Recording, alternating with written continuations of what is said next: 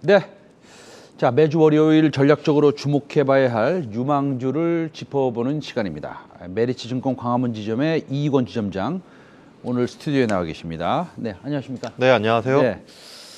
자, 오늘 코스닥 또 한 0.38% 하락하고 있고 코스피는 살짝 올라오고 있는데 요즘에는 기분 좋은 날이 별로 없는 것 같아요. 네. 기분 좋은 날이 있더라도 네. 그 기분 좋은 날의 연속성이 좀 떨어지다 보니 그렇죠. 굉장히 오르더라도 뭔가 찝찝하고 우려감이 많은 그런 시장이 펼쳐지고 있습니다. 그 핀란드 있잖아요. 네, 핀란드가 또 나토 가입한다는 얘기 뭐 3, 4일 전부터 계속 있는데 그렇죠. 뭐 어떻게 보세요? 전판적으로 시황을. 예.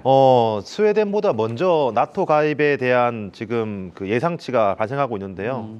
지금 스웨덴과 협력할 경우에 필요하지만 그 필수 조건 아니다라고 이렇게 언급하고 있지만 핀란드의 결정이 늦어질수록 러시아만 이익을 보는 상황이기 때문에 러시아와 우크라이나 이런 사태가 계속 그 생각했던 것보다 그리고 시장의 기대치 이상으로 장기간으로 흘러갈 수밖에 없는 상황입니다. 때문에 시장 전략도 바이앤홀딩 전략보다는 트레이딩 전략 그리고 개별주 종목의 실적 종목에 집중해야 될 그런 시기다라고 생각합니다. 알겠습니다. 그러면은 제 느낌으로는 우리 이건 지점장께서 이런 얘기를 하시는 것 같아요. 인플레이션 관련주는 조금 바이앤홀드로 가는데 실적이 나오는 종목은 성장주와 가치주에 상관없이 그런 종목을 개별적으로 골라야 된다. 이런 말씀이시죠?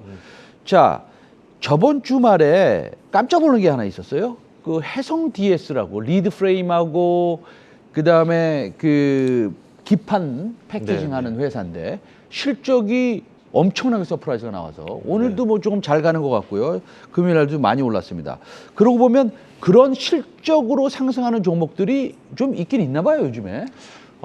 실적 그러니까 IT 종목들 중에서도 실적이 메인인데 저는 여기서 중요한 포인트가 원재료 가격의 상승을 판가로 전가시킬 수 있는 기술력 그리고 경쟁력 그리고 판가로 전환시킨다는 것이 그 가격을 주고 지불하고 사는 기업들이 그럴 수밖에 없는 이유가 있거든요. 때문에 IT 종목 중에서도 그런 판가 전이력이 있는 몇몇 섹터들 그리고 IT 종목들 외에도 그런 판가 전이력이 있어서 예상했던 것보다 실적이 서프라이즈로 나온 종목들은 이번 실적 서프라이즈가 단순한 일회성 또는 이회성이 아닌 연속성을 이어갈 수 있다라고 예상하고 있습니다. 알겠습니다. 자, 해성 DS 실적 아주 잘 나왔고 지금 저번 주에 나오신 그 애널리스트 말씀으로는 이수 페타시스 아주 실적 잘 나올 거라고 예상을 하고 있고요.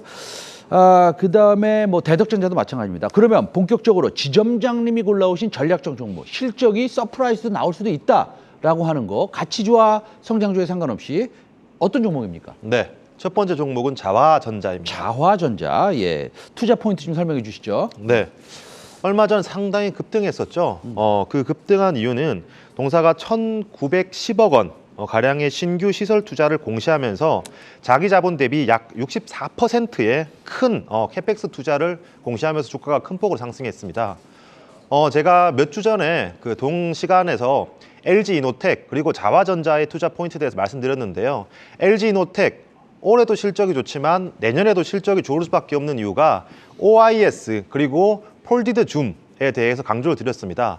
다시 한 번 더 언급을 드리자면 삼성 갤럭시 울트라부터 100배의 그 배율을 당길 수 있는 그런 카메라 모듈을 선보였죠. 그 이후에 이런 그 스펙을 향상시키는 경쟁이 심화됨에 따라서 폴디드 줌에 대한 수요, 채택이 늘어났습니다.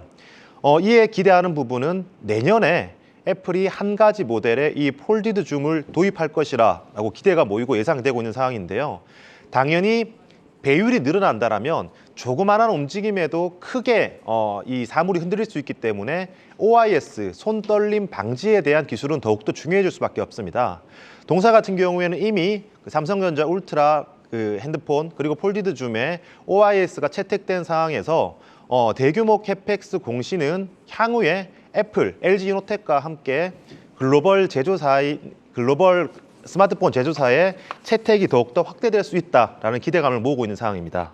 아하, 폴드 줌 이거는 뭐 사실은 몇 년부터 계속 몇 년 전부터 나왔던 얘기이긴 한데 사실 애플이 이거를 갖다가 뭐 도입을 했나요? 아직 안 했죠. 아직 네. 그러니까 좋은 거 아니겠습니까? 그렇죠. 굉장히 반신반의하고 있었죠, 시장에서는. 그래서 자화전자. 그러면 이 실적하고 밸류에이션은 좀 체크하고 가야 될 것 같은데. 네. 예, 어떠세요? 예. 물론 내년 애플 모델에 채용이 되기 때문에 당장의 실적은 나오지 않는 상황입니다. 하지만 내년에 한 가지 모델이라도 적용이 된다면 애플은 보통 이 플래그십 모델이 3가지 정도 한 해에 나오죠. 한 모델에만 적용이 된다고 하더라도 약 7천만 대, 총 3가지 모델이 2억 정도 팔리기 때문에 7천만 대에 대한 부품의 수요가 발생하는 상황입니다.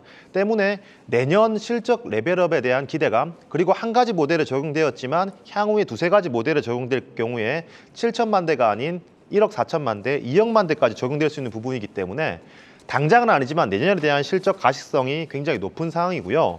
그리고 내년에 생산하기 위해서는 현재 지금 상황에서 테스트 라인이 가동되어야 됩니다. 보통 우리가 중화권 업체들이라든가 국내의 스마트폰 제조업체 같은 경우에는 테스트 물량을 10만 대 규모, 아주 많아봤자 100만 대 규모로 제작을 하지만 애플 같은 경우에 또는 글로벌 제작사 같은 네. 경우에는 한 번 테스트 물량을 거의 1000만 대 가까이 가동을 해보기 때문에 이 테스트 물량도 당장 올해의 실적에 포함될 수 있는 상황이라서 올해의 실적도 턴어라운드가 예상이 되고 내년에는 큰 폭의 실적 상승이 기대가 됩니다. 아, 잘 알겠습니다. 저 턴어라운드 하는 종목 사실 저 개인적인 성향으로는 상당히 좋아하는데 네, 두 번째 종목으로 가겠습니다. 다음 두 번째 전략적 종목은 어떤 종목입니까? 네, 두 번째 종목은 LG전자입니다. LG전자. LG전자 제가 사실은 저 이거 좋아하는 종목인데 LG전자가 사실 많이 빠졌어요. 네. 여기서 뭐 빠져봤자 얼마나 더 빠질까 이런 생각도 좀 해봅니다. 어떻게 네. 생각하세요? 먼저 빠진 이유가 네. 2가지였죠. 아무래도 가전 수요에 의한 둔화에 의해서 H&N 사업부의 실적 우려가 있었고요. 두 번째로는 전장 사업부의 턴어라운드가 예상보다 늦어질 수도 있다라는 우려 때문에 주가가 큰 폭으로 그리고 지속적으로 하락했습니다. 하지만 1분기 실적 발표 이후에 그러한 우려가 조금은 떨쳐지면서 주가가 반등하는 모습을 보였는데요. 1분기 실적 내용에 대해서 조금 더 자세히 말씀드리자면 1분기의 영업이익 컨센서스가 1.35조 원 수준이었습니다. 하지만 영업이익이 1조 8,800억 원 수준으로 서프라이즈를 기록했고요. 물론 잠정 실적 기준입니다. 여기에 가전 TV 매출은 전년 대비해서 하락했지만 우리가 기대를 하고 있는 전장 사업부는 일회성 비용을 제외할 경우 흑자 전환에 성공했기 때문에 생각했던 것보다 이 가전에서 선방을 했고 그리고 전장 사업부에서 체질 개선을 이어가고 있다라는 것이 포인트입니다. 이 전장 부품이 사실은 LG전자의 모든 것이다라고 해도 과언이 그렇죠. 아닐 정도로 네. 신경을 많이 쓰는 그 사업부고 향후 앞으로 뭐 10년, 20년 먹거리가 여기에 그렇죠. 집중되어 있다고 맞습니다. 보는데 일회성 비용 제외 시에 흑전에 성공했다는 것은 턴어라운드 했다는 것은 이거는 굉장히 좀 뜻깊은 일 아닙니까? 아, 그럼요. 네. 컨센서스는 올해 하반기 수준의 흑자 전환이었거든요. 하지만 이 일회성 비용을 제외하고 흑자 전환이지만 상반기에 가져왔다는 게 큰 포인트고요. 제가 서두에서 말씀드렸다는 부분이 이 판가 전입니다. 사실 이 부품을 사가는 업체 입장에서 당장 이 부품이 급하지 않고 정말 2-3년 뒤에도 필요하고 재고가 급하지 않은 상황이라면 급하게 이 부품을 수급할 필요가 없고 가격을 올려줄 필요 또는 물량을 더욱더 확보할 필요가 없는 상황입니다.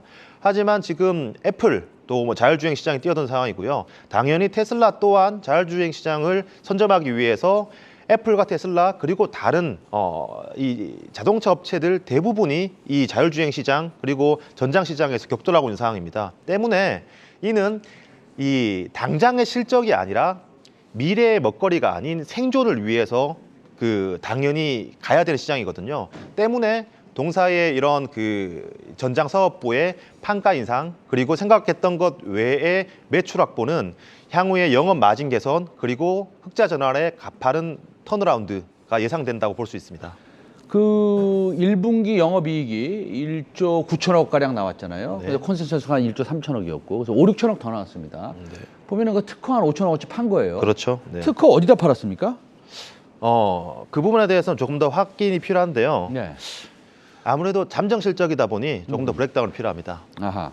그래서 뭐 시장에서는 이렇게 비밀 유지를 하는 거 보면 거의 뭐 90% 이상 애플에 판 것이다라는 이런 뭐 소문들이 좀 돌고 있는데, 만약에 정말 애플에 판 거라면 애플과의 협력이 좀 더 돈독해지기 때문에 밸류에이션 리레이팅이 일어날 가능성이 있겠습니까, 없겠습니까? 당연히 있겠죠. 네. LG전자 전 사업부 중에서 뭐 디스플레이라든가 가전, 뭐 이제는 없지만 핸드셋, 사실 시크리컬에 해당하는 사업부가 많기 때문에 아무리 좋은 실적을 내더라도 결국 지금은 좋지만 향후에 꺾일 거야, 너희는 성장 동력이 없자라는 게 지금까지 LG전자를 가리키는 대명사였습니다.